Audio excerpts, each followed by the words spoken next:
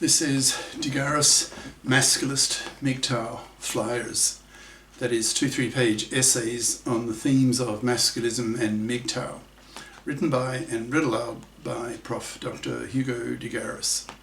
This is flyer number 420, part 2, entitled Masculist Rage at Feminazi Hypocrisy. Carrying straight on.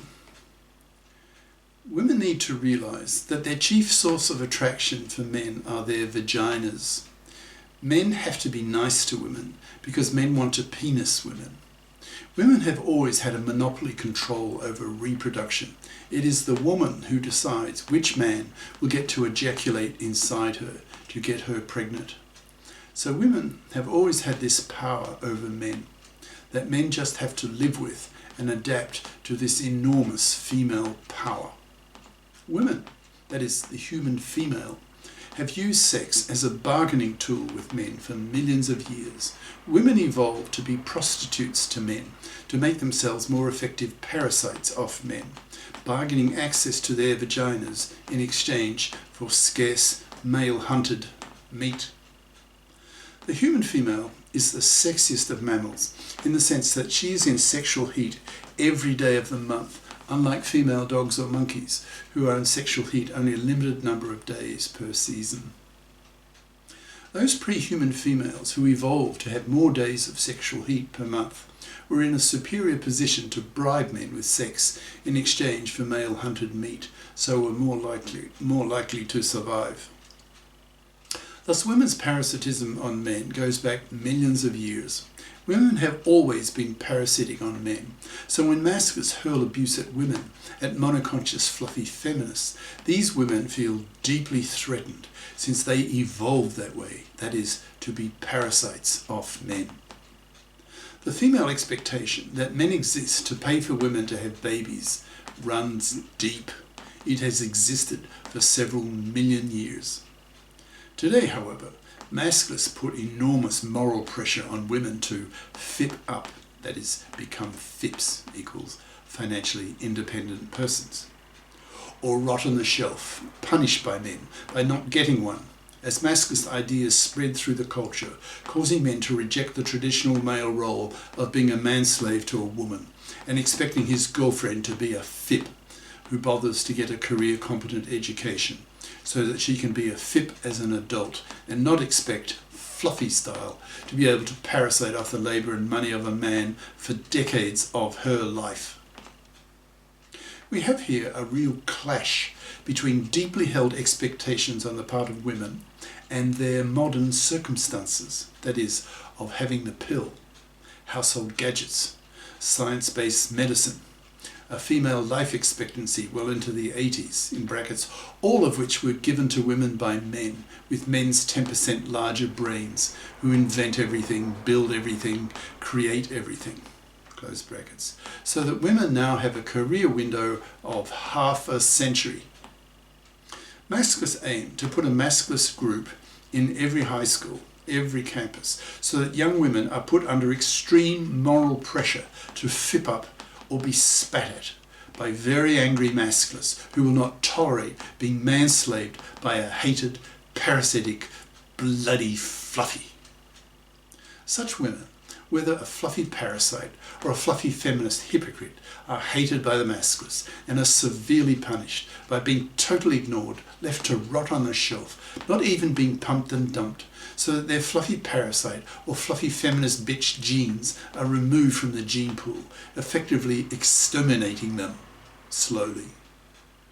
When masculists, being fully aware of the above masculist arguments, are confronted with the monoconscious ignorant arguments of the feminists, they tend to explode into masculist rage and harangue these feminazis with real masculist hatred, blowing them out of the room. Masculists see fluffies as manslavers and are hence hated. Masculists see fluffy feminists not only as manslavers but also as hypocrites, since women oppress men far worse than vice versa.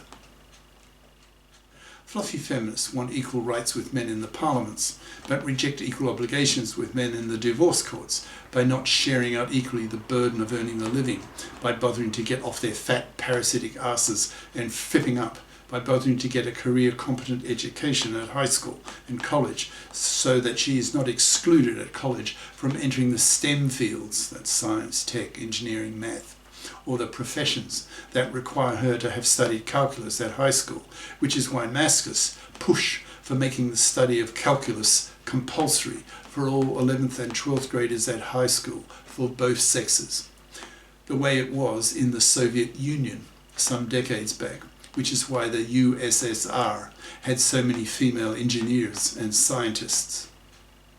The greater the number of men who convert themselves into masculists, that is, BIconscious masculists, the greater will be the frequency of explosions of masculist rage by masculists in confrontations with monoconscious feminists. When feminists come out with their small beer, small potatoes issues against men, in comparison with the immoral, parasitic enormity of the gender crime of their manslavery, a war issue, which if they don't stop, these women will eventually get themselves killed in a sex war. So great is the hatred against them coming from the masculists when one father in 4 gets financially massacred and has his life destroyed by the hated fluffy feminist hypocrite divorce lawyers and judges who see men as cash machines who exist on this earth to service women, pay for women, to please women. Those days are over. This decade, the 2020s, is the decade of men's lib, liberating men from the moral oppression of being manslaves to women, forcing women to get off their fat parasitic asses and fip up. Otherwise, they will rot on the shelf, punished by men by not having one, treated as immoral, parasitic, manslaving vermin by masculists, spat at for being grossly morally inferior, to be spat at, to be harangued by very angry masculists who see that women gender oppress men far worse than vice versa.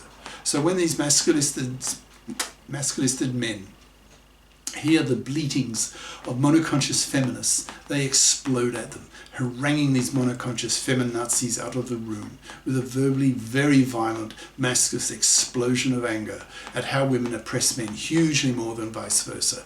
So that if these monoconscious feminazis don't soon become BIconscious, they will soon be hated by both sexes, since masculists waste no time telling young women that the main reason that the quality young men they really want to mate with refuse to give them their sperm is that the monoconscious, fluffy feminist hypocrites have taken over the divorce courts and made them so toxic for men that 2/3 of young men, especially the quality young men with their superior intelligence, refuse to marry, reject paternity, and live the MGTOW lifestyle, spending their money on themselves and spitting on fluffy parasites. Masculists tell these young women that if they want young men to be fathers again, then they need to vote with men for the men fairing of the gender laws. Otherwise, young men will continue to reject paternity in ever-growing numbers, thus crashing the birth rate, but are merely reacting to the toxicity of the divorce courts dominated by the hated monoconscious fluffy feminists. I'm wondering how long it will be between the period of masculist theorists pushing their ideas on the internet and the period of widespread, verbally violent confrontations in public between the masculists and the feminists, as the monoconscious feminists, who have lived all their lives suffering the delusion that gender oppression is a one-way street, whereas in reality, women oppress men far more with their manslavery. The monoconscious feminists will know nothing about these masculist ideas, so will be very painfully awakened and forced into extreme cognitive dissonance shock when they are harangued by very angry BIconscious masculists who don't tolerate monoconscious feminazi bitchery of fluffy feminist ignorami. The masculists will be verbally hateful to these monoconscious feminists who will feel they have been hit by a bus, the masculist bus. I wonder how long it will be. A year or two maybe? I'm now, finally, starting to be interviewed by the media so that these masculist ideas can be broadcast to much larger audiences. so that the masculinist ideas are not confined to the limited number of people who read these ideas on BitChute or Minds, etc. That is, several hundred people a day, but will start reaching much larger numbers of people. I hope it will not be too long before the feminist journalists who write the articles for young women in women's magazines take up the issue of why so many quality young men refuse to give young women their sperm, thus indirectly spreading masculinist ideas to a female audience, thus causing millions of women to understand the anger and hatred coming from young men for what women are doing to men, oppressing them far worse than vice versa. They will learn, as women, that man's slavery is a moral abomination and will take steps to fip up and tell their daughters to fip up or not get a man and worse, be spat at and rejected from society. Just how many years do you think it will take? Cheers. Prof. Dr. Hugo de Garis. Email profhugodegaris@yahoo.com. Website profhugodegaris.wordpress.com. Author of the book Masculism, Men's Rebellion Against Being Man-Slaves to Women, an e-textbook of 420 plus masculist flyers for men's studies courses. Freely downloadable in Microsoft Word format from my website. Ciao.